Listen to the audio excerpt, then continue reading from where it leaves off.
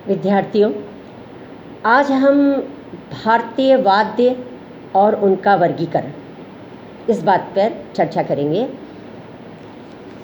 भारतवर्ष में संगीत के क्षेत्र में आप देखें वाद्यों का बहुत महत्वपूर्ण स्थान है और वाद्यों का प्रयोग अत्यंत प्राचीन काल से होता चला आ रहा है। इसका प्रमाण हमारे प्राचीन भग्नावशेष, मंदिरों के पत्थरों में खुदे हुए वाद्यों के चित्र एवं हमारा आदि ग्रंथ सामवेद में इसका जिक्र, ये सब इस बात के प्रमाण हैं कि वाद्यों का प्रयोग अत्यंत प्राचीन समय से होता चला आ रहा है। हमारे उत्तर भारतीय संगीत में आप देखें या संगीत में आप देखें कि वाद्यों का संबंध हिंदू देवी देवताओं से भी बड़ा घनिष्ठ माना गया है। श्री कृष्ण के साथ उनकी मनमोहक बांसुरी, तो वीणा के साथ माँ सरस्वती, तो डमरू के साथ भगवान शिव शंकर, इन सब की कल्पना एकदम साकार हो उठती है। इस तरह का ऐसा प्रतीत होता है कि जब सभ्यता के पूर्व भाषा का भी विकास नहीं हुआ होगा, ना कंठ संगीत होगा, पर ये वाद्यों का जन्म हो गया होगा। इस तरह का इसलिए माना जा सकता है क्योंकि नर नारी अपने जब हृदय की प्रसन्नता को व्यक्त करने के लिए विभिन्न अंग संचालन द्वारा नृत्य करते होंगे, तो उसके साथ वो दो वस्तुओं को परस्पर टकराकर उससे एक तरह की ध्वनि उत्पन्न करते होंगे, जिसको हम कह सकते हैं कि वो वाद्यों का एक बहुत प्रारंभिक रूप उसको मान सकते हैं। और आज हमारा जो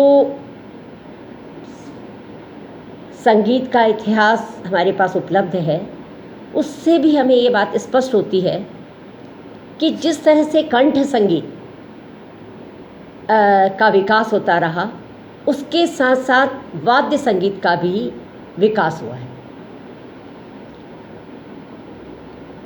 मतलब कंठ संगीत ने जो उन्नति करी, तो वाद्य संगीत भी साथ साथ में उसके वो भी चलता रहा।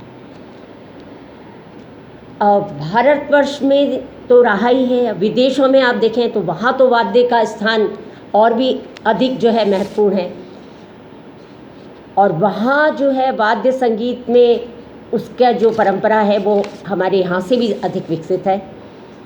इसका प्रत्यक्ष उदाहरण है वहाँ का वाद्य वृंद, जो ऑर्केस्ट्रा वहाँ का माना जाता है, वो बहुत वहाँ उसकी एक समृद्ध परंपरा रही है। हालांकि अब उस दिशा में हमारे भारत में भी बहुत काम हुआ है और बहुत अच्छा काम हो रहा है, हुआ है। तो यानी गायन के साथ साथ हम देख रहे हैं कि वाद्य संगीत भी प्राचीन समय से ही प्रचलन में है। आज हमारे पास जो भी इसके वाद्य हमें उपलब्ध हैं, उसके वर्गीकरण के लिए थोड़ा विद्वानों में थोड़ा सा मतैक्य हमको देखने को मिलता है, थोड़ा सा मतभेद है। कुछ लोग तो 5 तरह के वाद्य मानते हैं, जिसमें तत्, वितत, सुषिर, घन और अवनद्य, ये 5 श्रेणी दी है। तो दूसरे मतानुसार तत् और वितत को उन्होंने एक ही श्रेणी में रखा है, और फिर घन, सुषिर और अवनद्य, इस तरह से 4 विभाग, कुछ लोग 4 मानते हैं। और एक मत जो है वो ये कहता है कि घन और अवनद्य की वाद्यों की एक श्रेणी है तथा तत्, वितर और सुषिर उनकी अलग है। तो इस तरह से वो लोग भी 4 भाग मानते हैं। तो ये थोड़ा सा उसमें हमें मतभेद देखने को मिलता है उसके वर्गीकरण के संदर्भ में। परंतु व्यवहार में और प्रचलन में हम देखते हैं कि अधिकांश व्यक्ति इस बात से सहमत हैं कि 13वीं शताब्दी के विद्वान जो शास्त्राचार्य पंडित सारंगदेव थे, उन्होंने अपने संगीत रत्नाकर में जो वाद्यों के 4 प्रभेद या 4 प्रकार उन्होंने वर्णित किए हैं, उसको लोग अधिक मानते हैं। उसमें है तत्, घन, सुषिर और अवनद्य। इस तरह से ये 4 वाद्यों की श्रेणी मानी गई है या 4 प्रकार के वाद्य माने गए हैं। अब सबसे पहला वाद्य आता है तत्वाद्य। तत्वाद्य यानी इस वाद्य की श्रेणी में वे वाद्य आते हैं जिनमें स्वर उत्पत्ति तार अथवा तांत के आंदोलन के द्वारा होती है। यानी तंत्रवाद्य वाले जितने साज आते हैं वो तत्वाद्यों के अंतर्गत आते हैं, जैसे सारंगी, वायलिन, इसराज, सितार, सरोद, वीणा। अब इन वाद्यों में तत्वाद्यों को ही 2 इसके उपविभाग माने गए हैं या उसके 2 भेद किए गए हैं तत्वाद्यों के ही, एक तत् एक वितत्। यानी प्रथम वे वाद्य जिसमें कि स्वर उत्पत्ति उंगली या मिज़राब या कोन या जवा के द्वारा की जाती है, वो वाद्य जो है तत्वाद्य कहलाते हैं। जैसे सितार, सरोद, तानपुरा, वीणा, ये तत्वाद्यों की श्रेणी में आते हैं। लेकिन दूसरे वे वाद्य जिनमें की स्वर उत्पत्ति गज, छड़ी या बो या स्टिक द्वारा बजा के स्वर उत्पत्ति होती है, वो वितत वाद्य कहलाते हैं।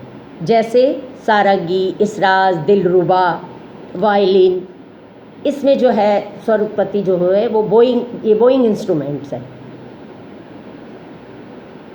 तो पहले प्रकार के वाद्यों को कहते हैं तत्वाद्य और दूसरे प्रकार के वाद्य जो है वो वितत वाद्य कहलाते हैं। अगली वाद्यों की अगली श्रेणी आती है सुषिर। इस श्रेणी के वाद्यों में जो स्वर उत्पत्ति होती है वो फूंक या वायु द्वारा होती है। जैसे हारमोनियम, शहनाई, क्लैरिनेट, बांसुरी, ये वाद्य जो हैं, ये सारे वाद्य जो हैं ये सुषिर वाद्यों के अंतर्गत आते हैं, क्योंकि ये फूंक वाले वाद्य कहलाते हैं। इसमें स्वर उत्पत्ति जो है वो फूंक के द्वारा या वायु के द्वारा उत्पन्न होती है। तो ये वाद्य हैं सुषिर वाद्य। वाद्यों की तीसरी श्रेणी है घन वाद्य। जिन वाद्यों में स्वर उत्पत्ति लकड़ी या किसी अन्य वस्तु के आघात के से निकलती है वो घन वाद्यों की श्रेणी में आते हैं। इसमें जैसे जल तरंग, काष्ठ तरंग, नल तरंग, मंजीरा, झांझ, ये इस तरह के वाद्य आते हैं जिनमें कि लकड़ी या किसी अन्य वस्तु के परस्पर आघात से वो ध्वनि निकलती है। और वाद्यों की जो अंतिम और अगली श्रेणी है वो है अवनद्य वाद्य। अब अवनद्य वाद्य वो वाद्य हैं जिनके की मुंह पर चमड़ा मड़ा हुआ होता है। अभी इनमें से जो हमने पहले 3 वाद्यों की श्रेणी बताई, ये तीनों वाद्य स्वर वाद्य हैं, यानी ये स्वर प्रधान वाद्य हैं, स्वर देने के काम आते हैं।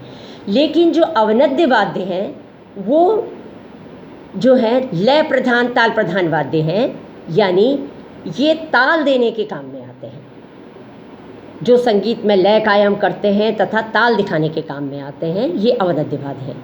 इसलिए ये बहुत ही अत्यधिक महत्वपूर्ण हैं। और इस प्रकार के वाद्यों के मुंह पर चमड़ा मड़ा हुआ होता है और उसमें स्वर उत्पत्ति या तो हाथ या लकड़ी के आघात के द्वारा होता है।